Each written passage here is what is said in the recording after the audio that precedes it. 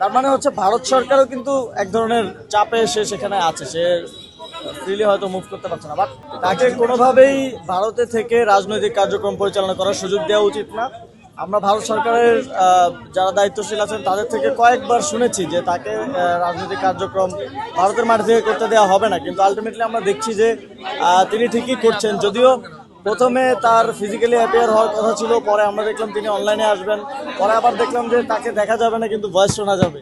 তার মানে হচ্ছে ভারত সরকারও কিন্তু এক ধরনের চাপে সেখানে আছে, সে ফ্রিলি হয়তো মুভ করতে পারছে না। বাট বাংলাদেশ সরকারের পক্ষ থেকে অন্তর্বর্তী সরকারের সময়ও বারবার বলা হয়েছিল, এই বর্তমান সরকারও বারবার বলছে, ভারতীয় রাষ্ট্রদূতের সাথে বৈঠক করে বলেছেন যে তিনি যেন কোনো ধরনের রাজনৈতিক কার্যক্রম পরিচালনা না করতে পারেন, এবং তিনি যদি সেটা করেন তাহলে কিন্তু এখানে এটা এভাবেই ধরে নেওয়া হয় যে ভারতের এক ধরনের ইন্ধনে বাংলাদেশের অভ্যন্তরীণ পরিস্থিতিকে বিশৃঙ্খল করার জন্য তিনি এই ধরনের কার্যক্রম করার সুযোগ ভারত তাকে দিয়ে থাকে।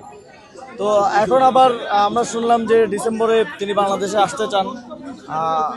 আমার জায়গা থেকে আমার মনে হয় এটা কোনো রিলায়েবল কোনো ঘোষণা না। আমাদের মনে হয়েছে যে প্রধানমন্ত্রীর চীন সফরকে কেন্দ্র করে সরকারকে এক ধরনের বার্তা দেওয়ার চেষ্টা করা হয়েছে, এটা ভারত সরকারের যোগসাজশে, এবং একই সাথে শেখ হাসিনাকে সম্ভবত ভারত আর রাখতে চাচ্ছে না, কারণ তাকে রাখার মধ্যে আর কোনো কূটনৈতিক পাওয়া না পাওয়ার বিষয় নাই।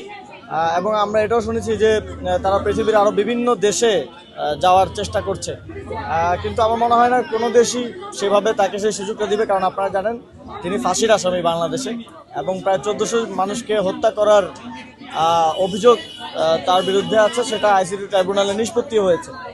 তো সেই জায়গা থেকে আমাদের আহ্বান থাকবে এই 5ই আগস্টে ভারত সরকার শেখ হাসিনাকে বন্দি বিনিময় চুক্তির অংশ হিসেবে বাংলাদেশের কাছে হস্তান্তর করবে, এবং তার ব্যাপারে আদালত যে রায় দিয়েছে সেই রায় দ্রুত বাস্তবায়ন হবে।